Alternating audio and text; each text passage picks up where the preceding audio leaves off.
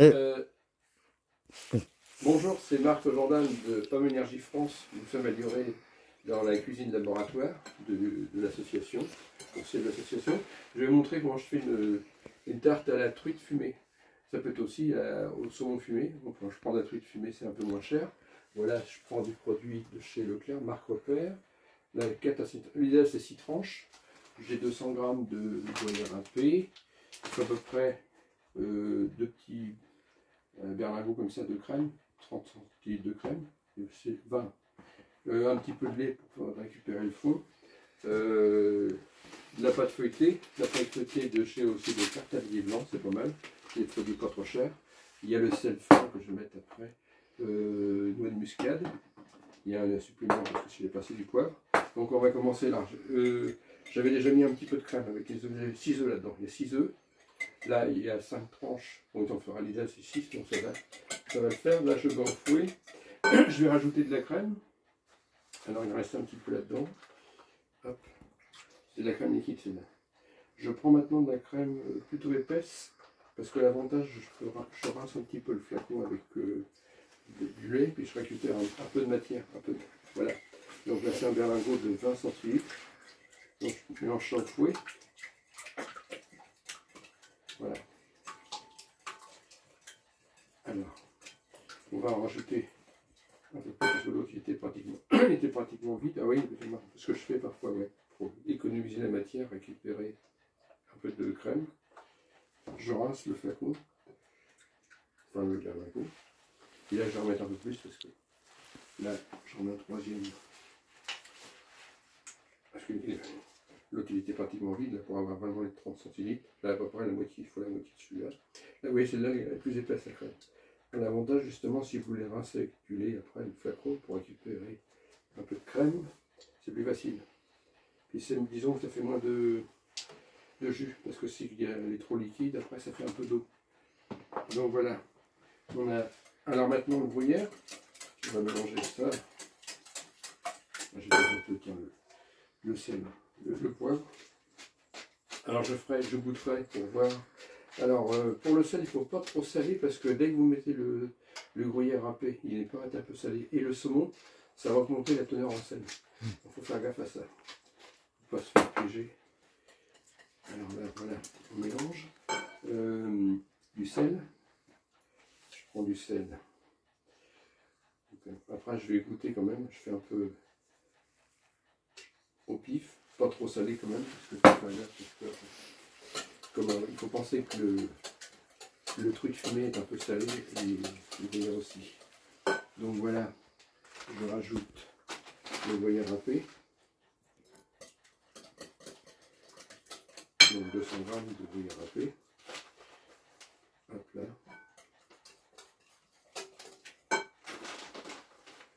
Donc, normalement sur le paquet c'est marqué qu'il y a un peu de sel dedans. Oui, il y a du sel, donc il faut penser à ça. Il ne faut pas trop saler au départ, parce que quand vous... Voilà, 200 g, il faut ça. Alors le gruyère râpé, ça va faire gonfler à la cuisson, ça va faire du souffle, comme le soufflé au fromage.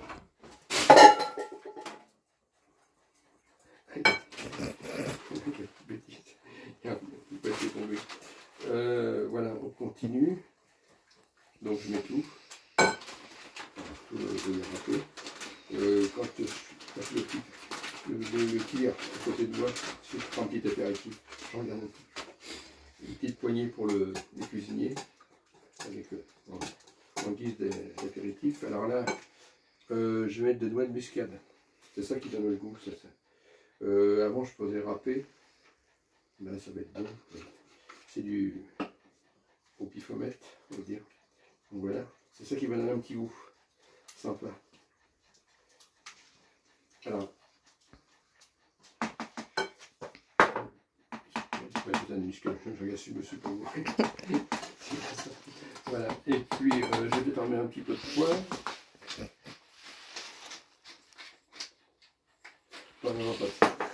Non, le noix de muscade, du sel. Alors là maintenant je mets la truite fumée. Donc c'est l'équivalent du saumon, ça coûte moins cher. C'est pareil parce que bien souvent la truite sont des truites saumonnées. C'est moins cher et ça va diminuer parce que le saumon ça coûte quand même très cher. Voilà, je mélange et là je vais goûter parce que une fois que tous les ingrédients sont mélangés, voir la teneur en sel. Alors j'ai prévu plusieurs cuillères pour l'hygiène, pour ne pas en mettre dans la... Je vais goûter. C'est pas assez salé. Donc je vais remettre un petit peu plus de sel. Donc pensez justement à finir de saler vers la fin, en mettant le début, mais pour avoir la bonne dose de sel. Parce que donc, il n'y a pas assez de sel, c'est fade, mais quand c'est trop salé, c'est pas marrant non plus. Là c'est du sel de la baleine, hein, c'est du sel de chez Leclerc. C'est pas du sel de Blonville, parfois j'avais du sel de Blonville. On va mettre du sel du commerce. Là.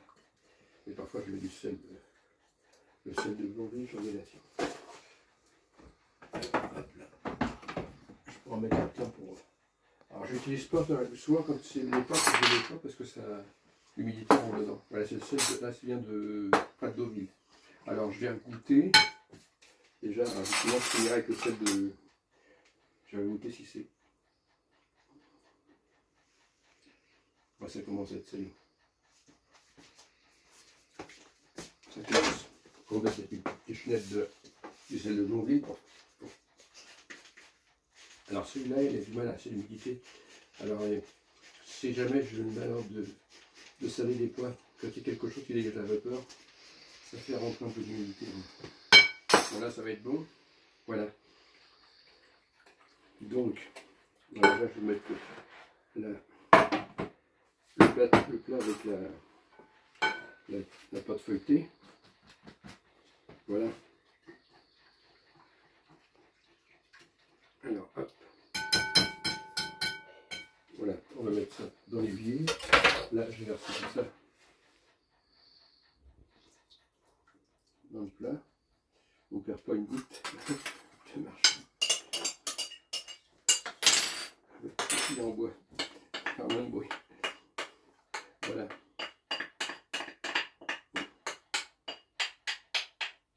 On va étaler un petit peu pour se répartir. Voilà.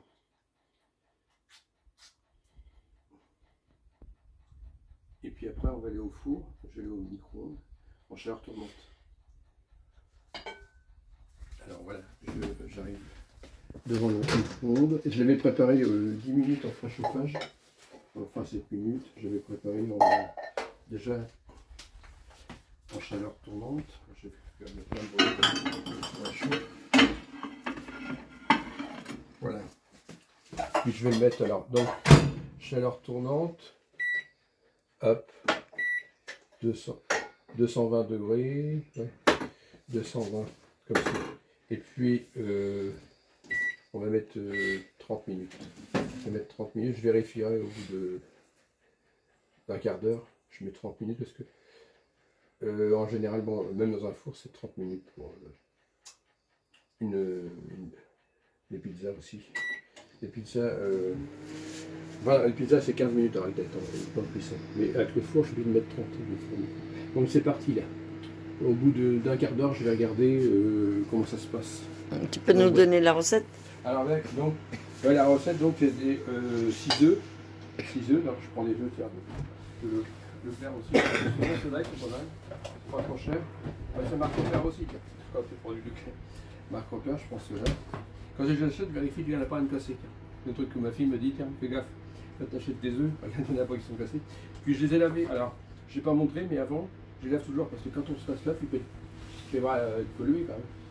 Donc quand vous le cassez, ça peut contaminer, je ne pense pas. Moi je les lave à l'eau froide. Et hein, c'est plus prudent parce que il y a une copine m'a dit ouais, t'as raison, elle était infirmière. Je les lave comme ça quand je les casse, bon, je mets dans la volaille que dans des amis. Et donc je mets les 6 œufs. Alors je les mets dans un bol aussi. Ah oui, je fais ça. Je fais un truc aussi. Je cache chaque œuf parce que parfois ma fille, elle a des œufs qui se périment assez. Je le casse, ça c'est des écailles, je peux les enlever. Puis je vois celui-là, mais pas, il a fait un double, un truc qui a centré l'odeur. Au lieu de tout passer les 6 là-dedans. Et après on est coincé pour récupérer. Puis même si c'est des écailles comme ça, je récupère avec la petite cuillère. Hop. Donc la truite fumée, ça c'est. Donc il faut en général ce citron. Il y a différentes marques chez Leclerc. Je regarde celle qui est pas trop chère, puis d'abord les citrons. J'ai pas pu avoir citron. Puis le pâte feuilletée, c'est pratique. Quand on n'a pas parce que faire la pâte soi-même. Et là, donc parfois je rince un petit peu, quand c'est de la crème épaisse comme celle-là, je rince avec un petit peu de lait. Comme ça, je récupère un peu de crème, quoi, au fond, plutôt que de mettre de la crème liquide. Puis quand la crème est trop liquide, ça va faire de la flotte, quoi. T'as tendance à faire. Il y a pareil pour la pizza, c'est pareil. Quand il y a trop d'eau, c'est pas trop génial. Donc voilà. Donc le poivre en grain, c'était du poivre en grain, le poivre blanc en grain. Là, c'est une noix de muscade. Avant, je l'ai râpé moi-même, mais c'est quand même. Sinon, ça peut être. Peut-être au niveau goût, c'est un peu mieux. Quand on le râpe mieux, mais c'est plus. Et puis là, j'en ai un d'avance. Voilà. Donc voilà, on va attendre que ça. Pour filmer le four qui est en train de tourner. On va regarder. On est à 27. Il fallait à peu près 3 minutes qui tourne. Ouais. Même un petit peu moins. Donc on va voir au bout d'un quart d'heure, au bout de 15 minutes, on va voir comment ça se présente. S'il faut que j'augmente à 230 degrés ou je laisse comme ça 220. J'ai voulu mettre 220. Pour la pizza, je mets 230. Donc voilà, donc on va poster ça sur YouTube. C'est bon, merci pour la caméraman.